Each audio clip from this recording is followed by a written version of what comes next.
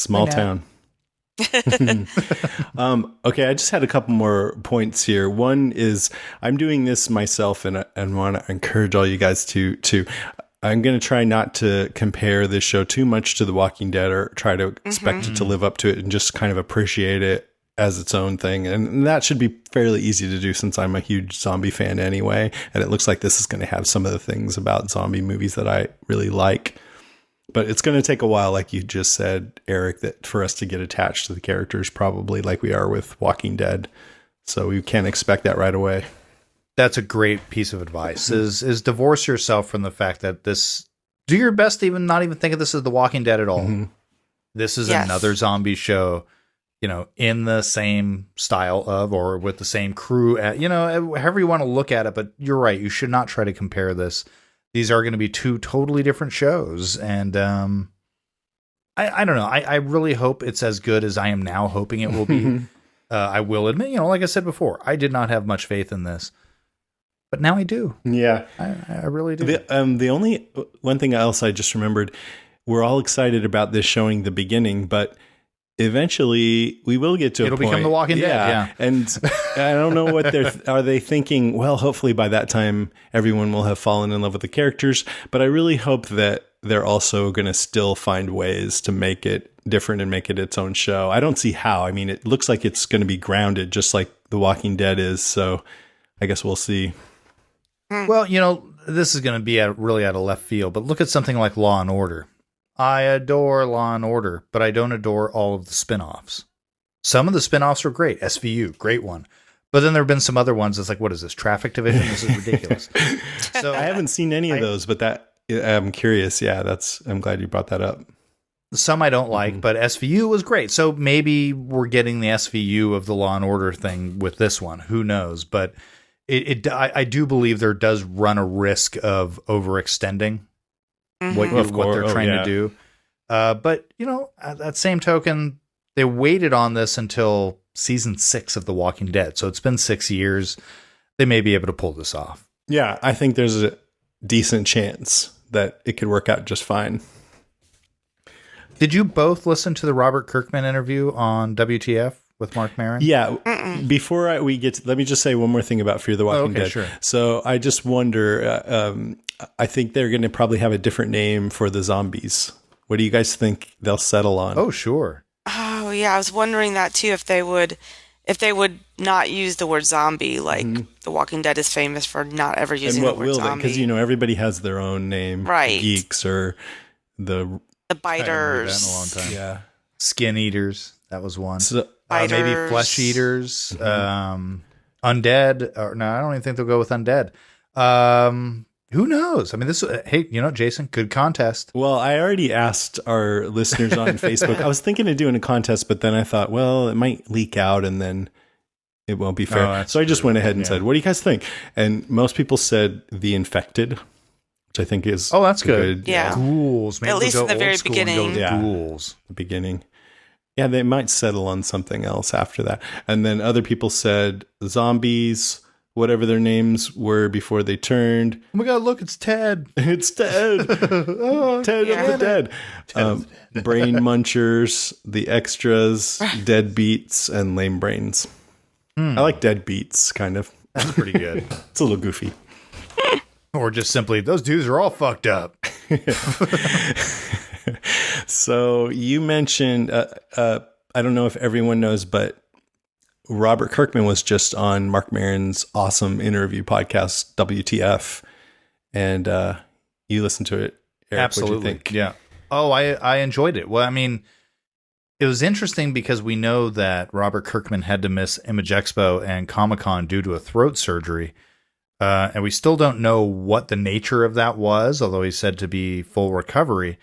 His voice sounded terrible on WTF, so that was interesting to hear, like, wow, what happened to the dude? I'm kind of curious. And I absolutely wish him well in a speedy and full recovery. So that was the first thing. But it was, for me personally, what I really enjoyed in the interview was the discussion of, because Mark Maron is not a zombie fan or a fan of The Walking Dead necessarily. He's watched some, but not all of it, and he's not like any of us in terms of a rabid fandom.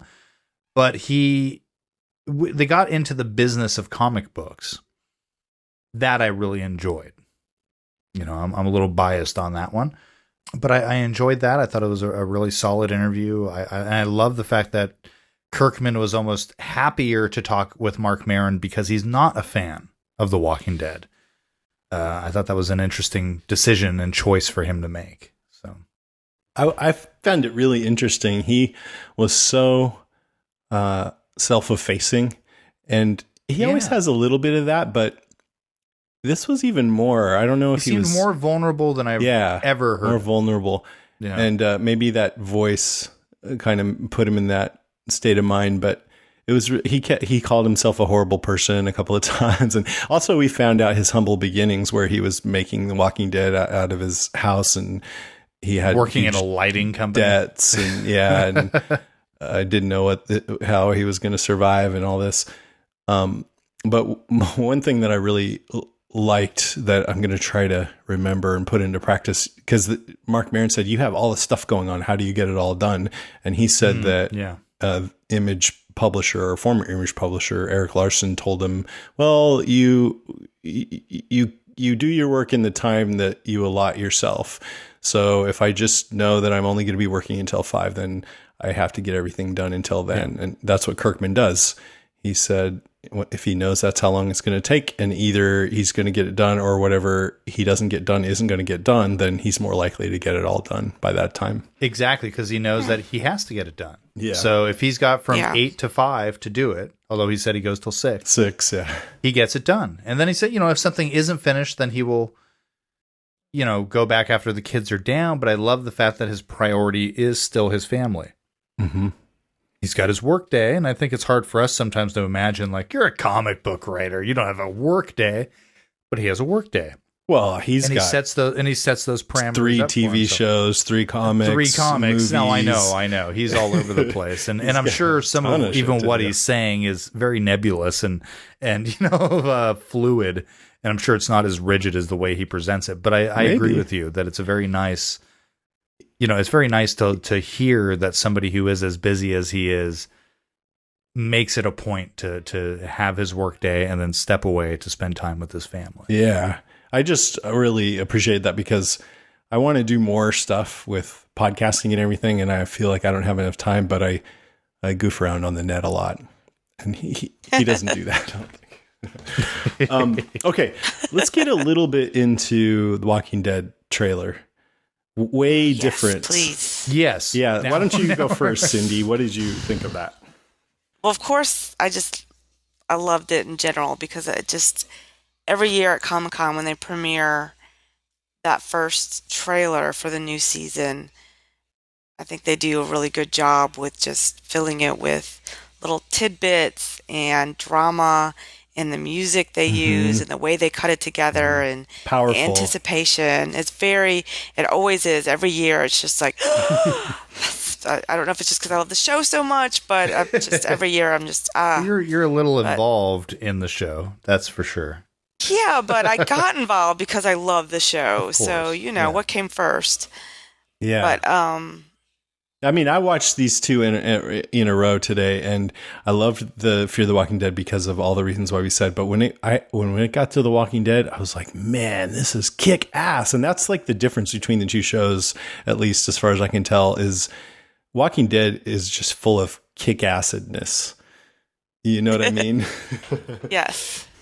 And one of the things I'm most excited about for the season, and the trailer, even though I already knew it, the trailer just kind of reminded me, and that is, we really are going to have Morgan for this season. We've had him, he's been in the background, he's been in our minds, he's been in little tidbits, and even last season, they kept teasing us with him to where he finally arrived at the end, and we're finally going to have him now as like a main cast member for the season. And it was just exciting to see that in the trailer.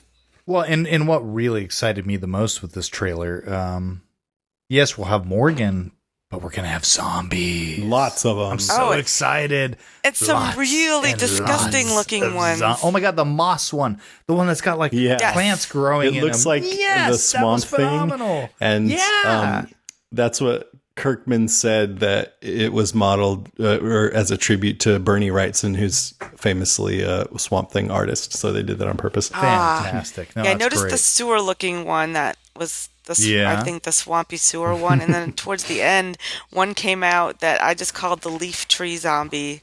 Oh, He that's looked good. kind of leafy. Well, there's a wonderful comic out there by Image Comics. I want to go ahead and pitch a little bit here. And if it's called Manifest Destiny, you can hear reviews of that on Under the Comic Covers with myself and Grace. Little pitch there, excuse me. But there's in that comic, in the very first arc, there's this wonderful thing where they actually have what they call like moss people that are zombies that are infested, or I'd say infected with plants. And that reminded me so much of that. And it is one of the creepiest, most wonderful things.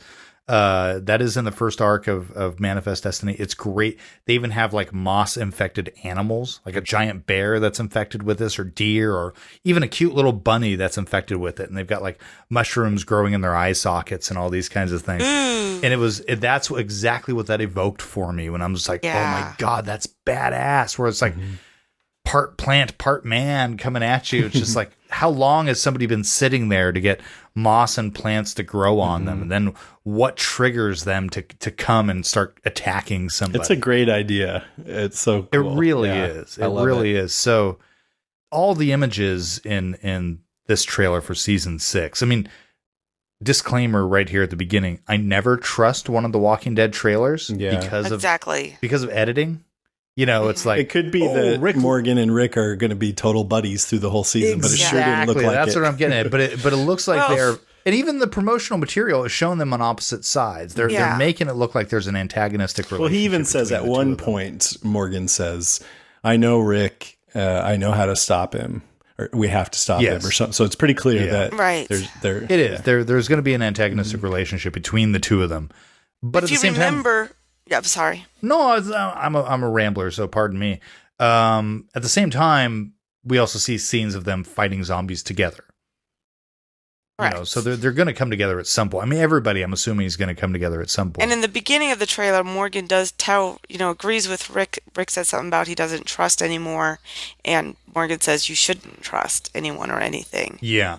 But remember, last year they made it look like Gareth was with them and had maybe either help them escape Terminus or join them, and that was not the case at all.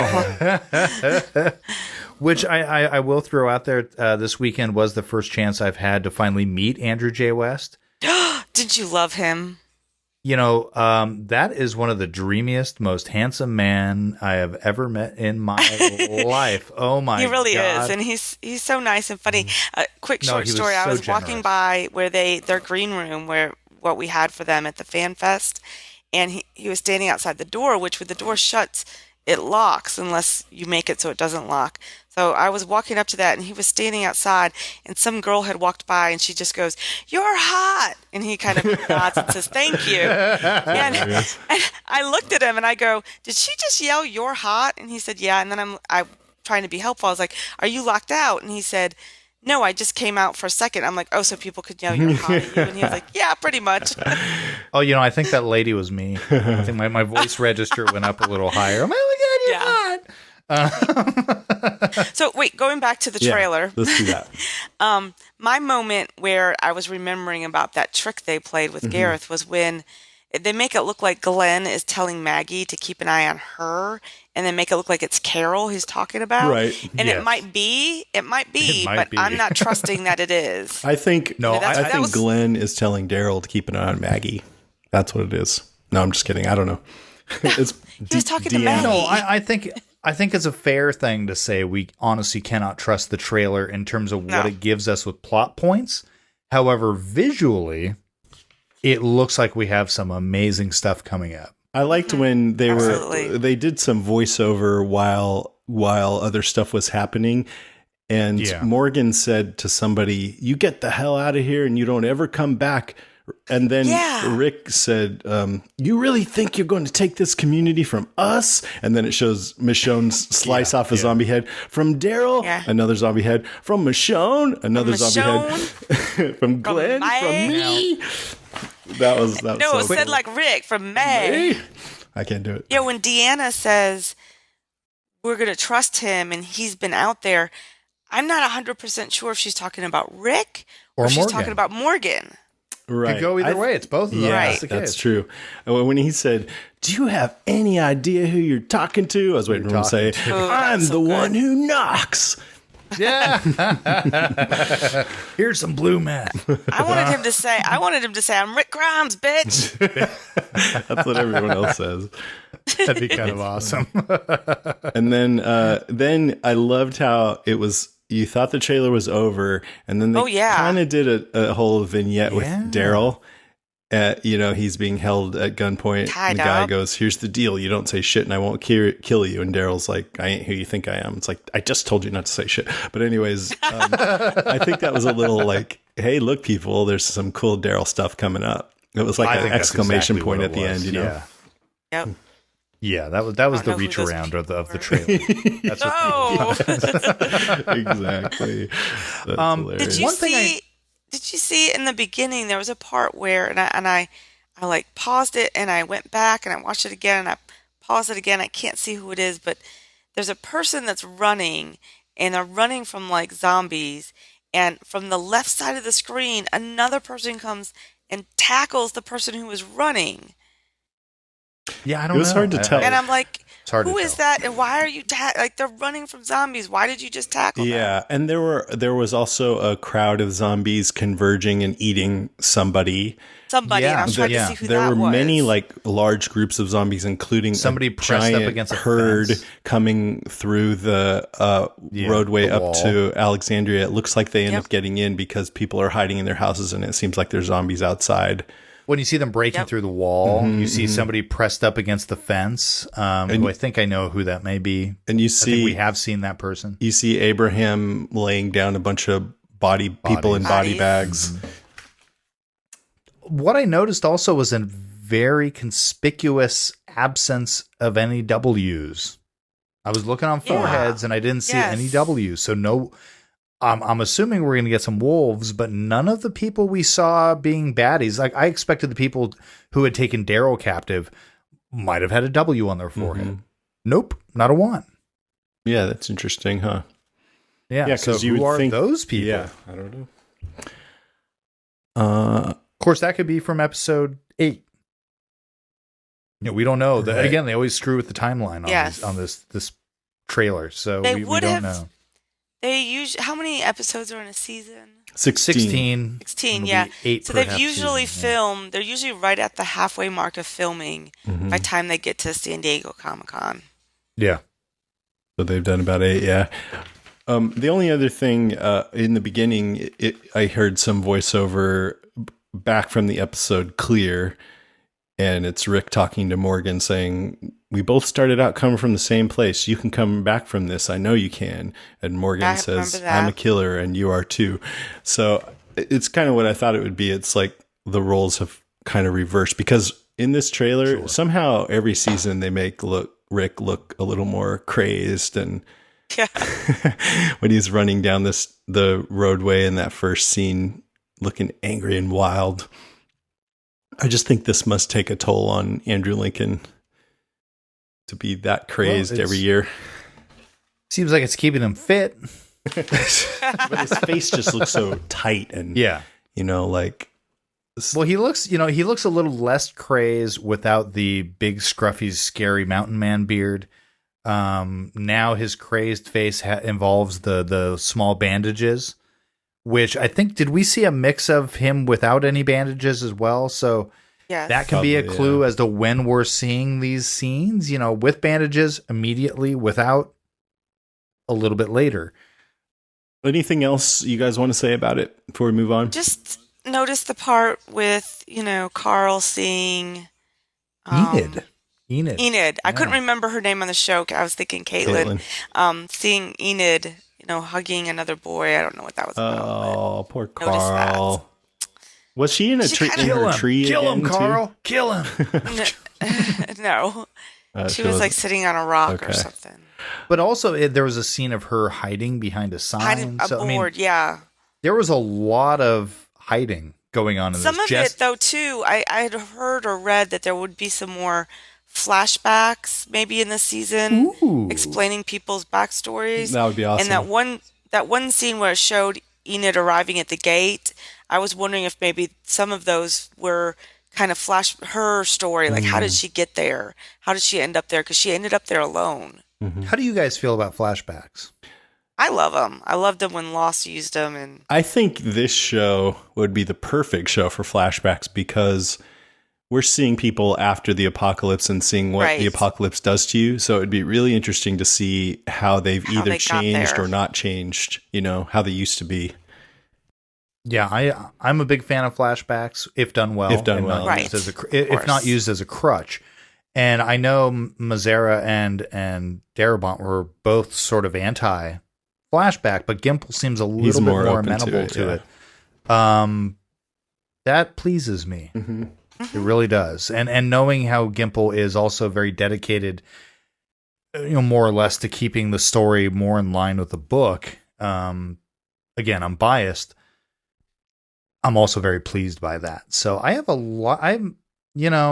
Season 5 reinvigorated my joy and love of this show.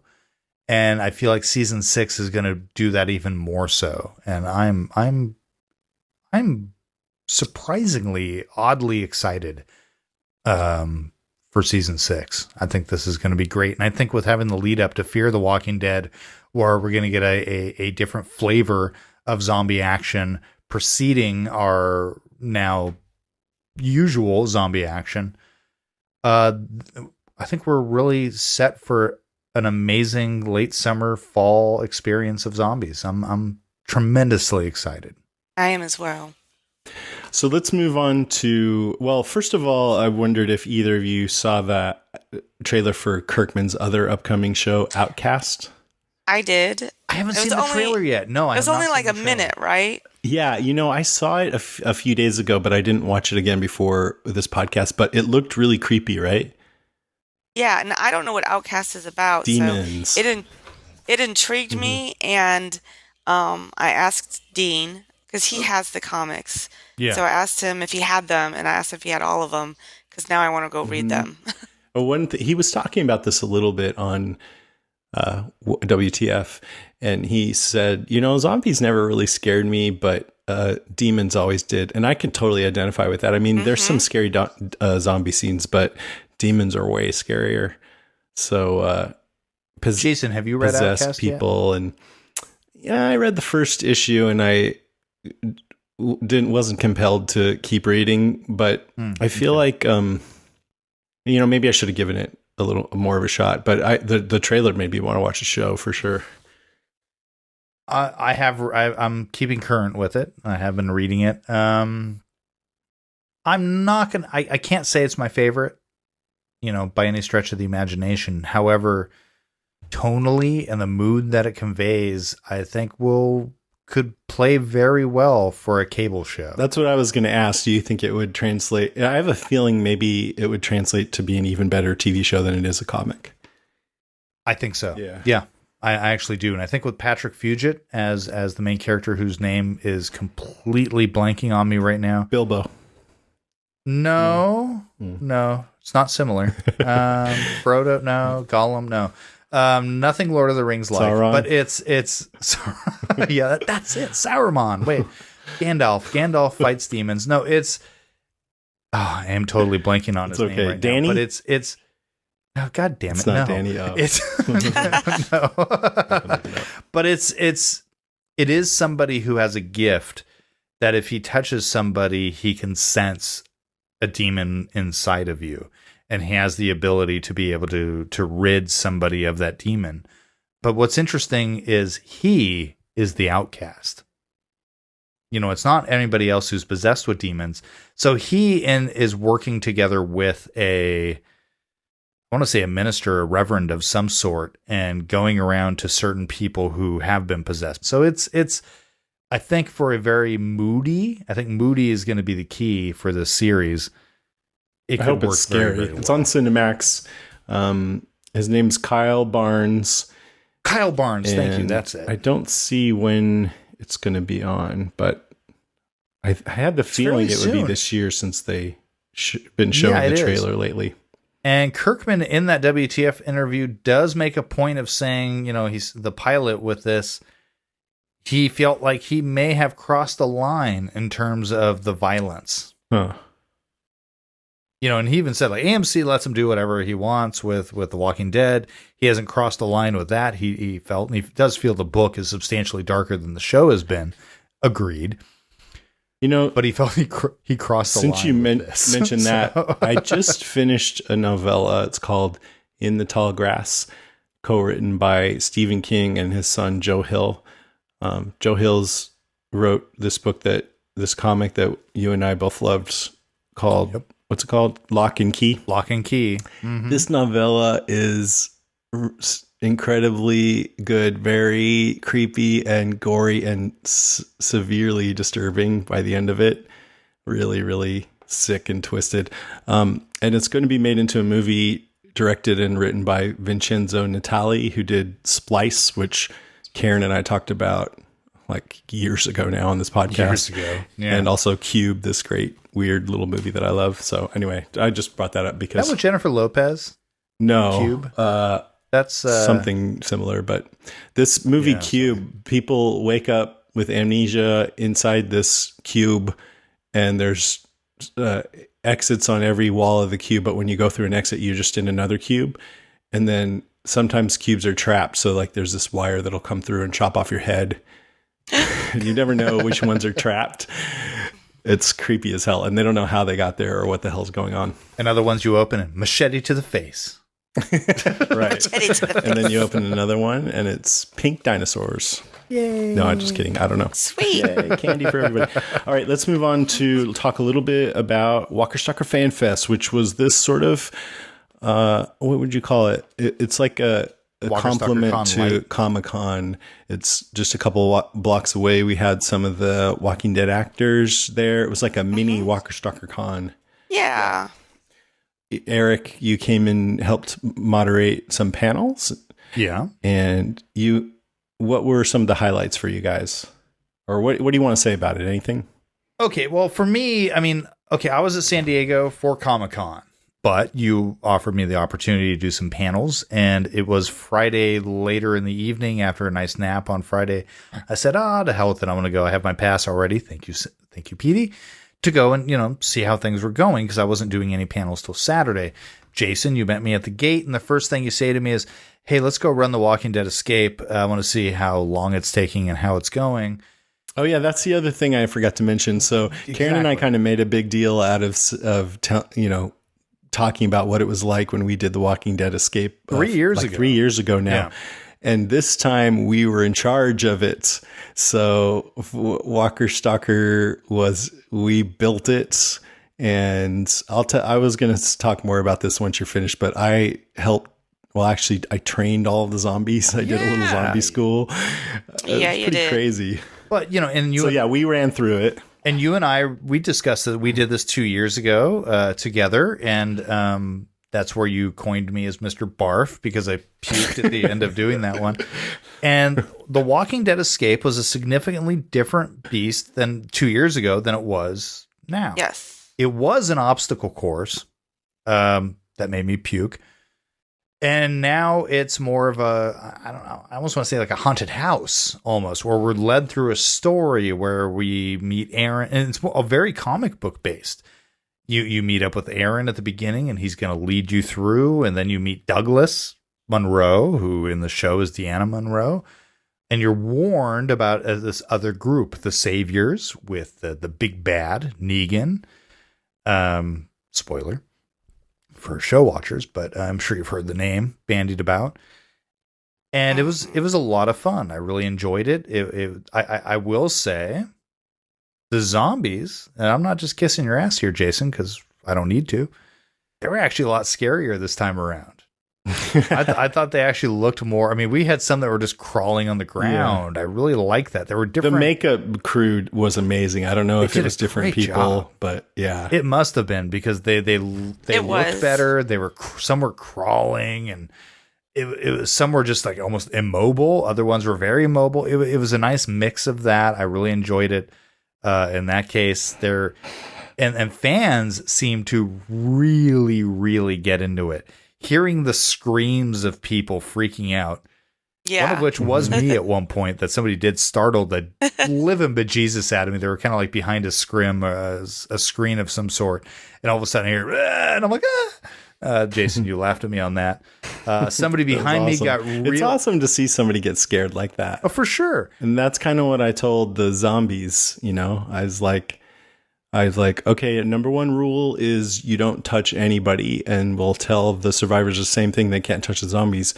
But psychological damage, that's all right. Yeah, no, absolutely. And there was and somebody, I was like, you know, it's more fun for you guys if you scare people, and it's more fun for them if they get scared. And so I was just, you know, put that in everybody's head. I think they already kind of knew it anyway, but it is so much fun. Well, and there was somebody behind me at one point who got really freaked out and started pushing me, like, run, pushed me.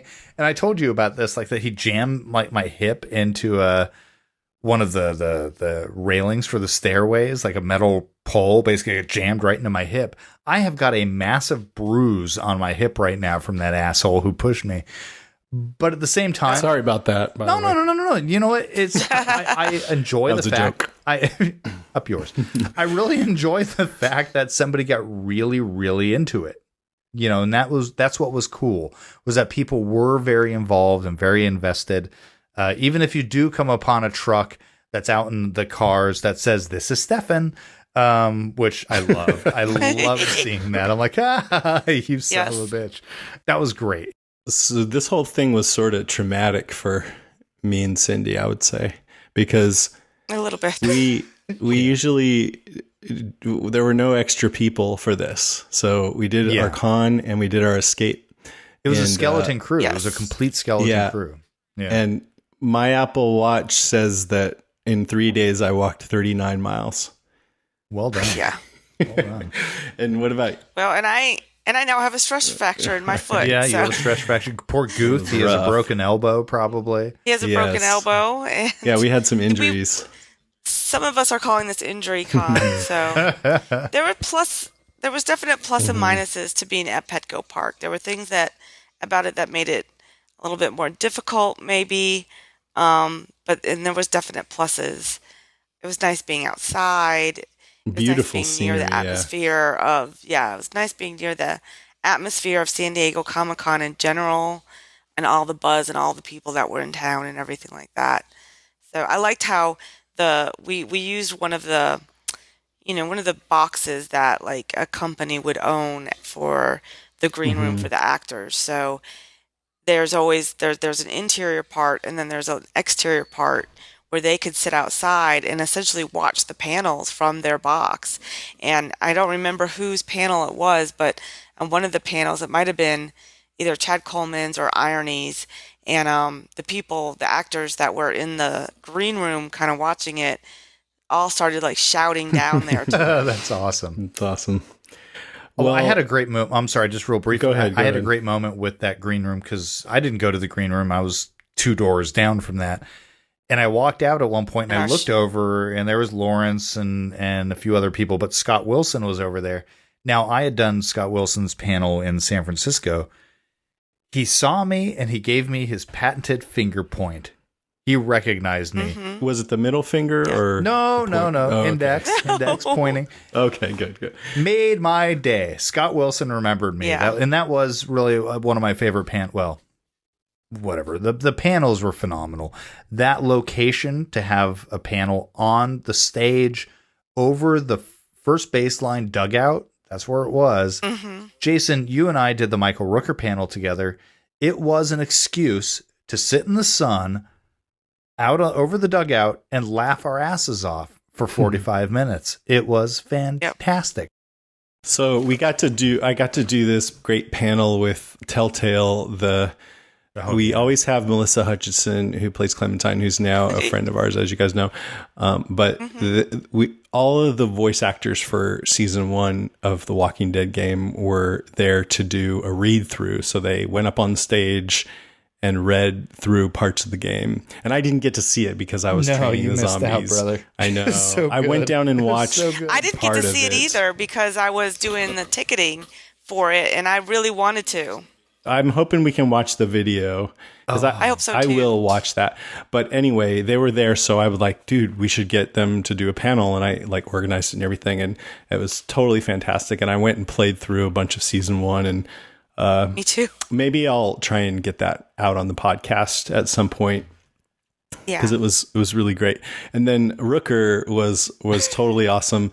I went and researched a bunch of his stuff too, which I'm glad I did because I got to rattle off all these great movies that he's been in. Yeah, that was good. That was good. And it got the crowd all excited about it. What were they? Henry, Portrait of a Serial Killer. Henry, the Portrait of a Serial Killer. That's the first one I ever saw. Days of Thunder. Terrifying. What else? Dude, he's been in so many things. For me, at this point, he's Merle and fucking Yondu. And no, that's Yondu. not right though, because he's had this amazing career. No, I know and Mississippi it was- Burning, JFK. I mean, you But get into so many Yondu is things. just Blue Merle to me. And that's what I said during the panel. I'm like, And you're Slither Blue Merle, and- man. Slither, It's yeah. Blue Merle. So I just started Merle. rattling all these off, and the crowd was getting all excited, and No, they he was didn't. into it too. I kind of pumped up his ego in the beginning there, and Oh yeah, you did. Then the crowd brought up a couple of movies where he was like, "Yeah, I got paid for that one."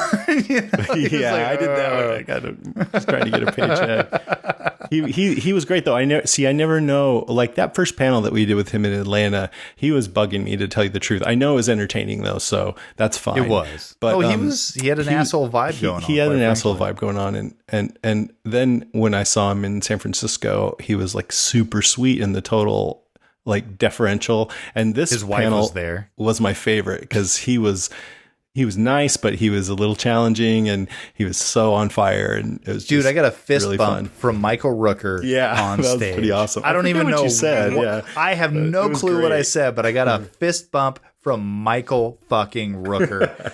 That He was gave us just big like, hugs like, at the end too. and he gave us You big have bear arrived. hugs. Yeah, we got big bear hugs. Yeah.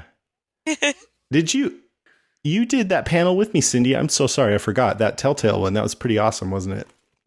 Yes. Yeah. Well said. Yeah, And no, it was it was really exciting for me because I'm a big fan of the game, and it's just fun to see them because they don't look like their characters, obviously. Right. And Lily, And- especially Nikki Rapp, who plays the It's some of their real voices are nothing Yeah. like the voices No, they she's like, use in the like a mouse character. kind of, and Lily's such a Yeah. excuse my French, Okay, but a so- fucking bitch, and Nikki's like Nikki's the sweetest thing so ever. sweet. She and I chatted And then the quite a bit. opposite with Melissa, because Melissa has more of Husky almost. a husky Yeah. voice, and then she does that sweet little Clementine, so that was kind of Okay, fun. so here's one thing I've never mentioned on a podcast, and Cindy, you probably don't know this one either. So I've been taking voice acting classes. So cool. And Melissa told me, I asked her, where should I start? And she pointed me in one Right. direction. There is a wonderful voice acting school here in Marin County where I live. Gavin actually teaches there on occasion. He plays Nikki- Kenny in the game, by the He way. plays Kenny. And Nikki is a graduate of that school as well. And she and I were laughing about how she's still paying off the classes off of her credit card, So I was So on we're the making an floor- announcement. Season 3 Walking Dead. Mr. Blau. No. I no. that would be so awesome. That would be so awesome, but that's not happening anytime soon. But Maybe season 4. and from what I understand, video game voice acting is one of the most difficult voice acting things to do. And it was just this very weird thing. It was watching the Telltale crew doing their thing with Walking Dead season 1, to me, was a masterclass in voice acting. And I said Yeah. this to Dave Fenoy so I was talking to Dave Fenoy, the fellow who plays Lee in the video game, and in the final scene of the game and in that read through, I'm watching him and Melissa together, and I see a tear forming in Dave's eye, and I'm thinking, no, don't do this, dude, don't do this. And then the tear rolls down his cheek, and more tears start forming, and sure as hell, tears are welling in my eye, and I turn around in the crowd, everybody's eyes are glistening. They managed to make this crowd, he and Melissa managed to make this crowd break out in tears. They got a standing ovation at the end of that thing. It was beautiful. Cool. Yeah. All right. Anything else? Oh, there is one more thing I wanted to say about Walker Stalker Fan Fest. When I was doing the zombie school, which was incredibly fun, by the way, I was so nervous about it because when I did The Walking Dead, they didn't teach me shit. They just kind of threw me in front of the camera. But I faked my way through it. And no, I mean, I did learn a lot on set. I was there for that first time for like 12 to 14 hour shifts. So I learned a lot. But anyways, there was one dude, because it was like several small groups of anywhere from 10 to maybe up to like 20 zombies at once that I was teaching. And one guy was like, "Don't you do a podcast?" And I was like, "Oh yeah, I should totally be pimping my podcast, huh?" But I just wanted to tell that guy, if you're listening, I think I just said yeah, and then I just kept on going to class. But I should have touched base with you because it's cool to meet listeners. I was just kind of nervous about teaching that class, and I was trying to get it right, but I felt bad for not like shaking your hand or something. Dude. So if you're listening, write in and let me know. Dick move, Jason. Oh, yeah, no, totally. You know. You guys are hard on each other. Oh, we love each other. Well, I love him. I can't speak for you. You might hate my ass. But. No. Okay. Anything else?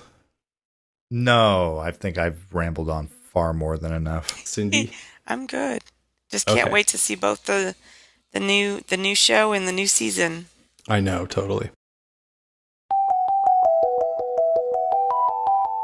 All right, that's our show, episode 186. Thank you for listening, everybody. If you want to get in touch, I'm going to shorten this. All our contact info is on walkingdeadcast.com. So if you go there, you can see our phone number, our Facebook, our email, everything. And if you want to check out our other podcasts on our network, go to podcastica.com. I listened to this week's Under the Comic Covers, which goes over The Walking Dead issue, what is it? 144. 144. You guys did a great job as usual. And you got a really good email this time from some guy who really broke down everything that's going down in Walking Dead lately.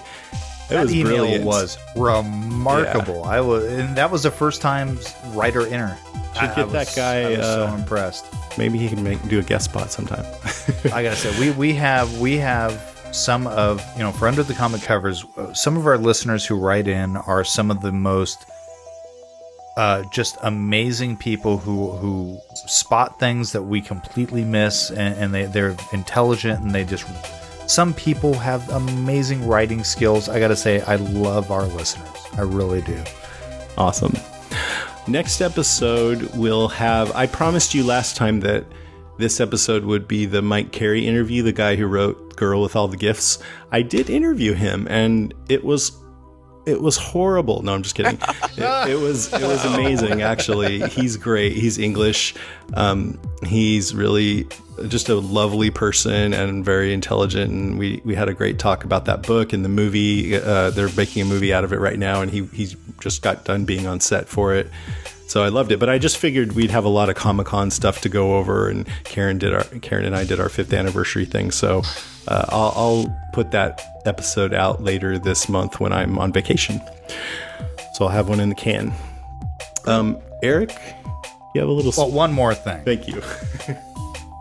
You know that this podcast has great advertisers that support the show and keep it free for you. One of the reasons why advertisers love the Walking Dead cast is that they know the show has amazing fans. About once a year, Midroll runs a listener survey to help demonstrate this to advertisers. Right now, there's an all-new survey that we'd like you to take to help learn more about our audience. Just go to podsurvey.com/deadcast. The survey will only take 5 minutes. It asks you some questions about yourself and what you'd like to buy, but it's completely anonymous. Your answers help the podcast find advertisers that are well-matched to you, your interests, and the show. When you're finished, you can enter a monthly drawing to win a $100 Amazon gift card. Even if you've taken one of our previous surveys, we'd like to ask you to take this new one.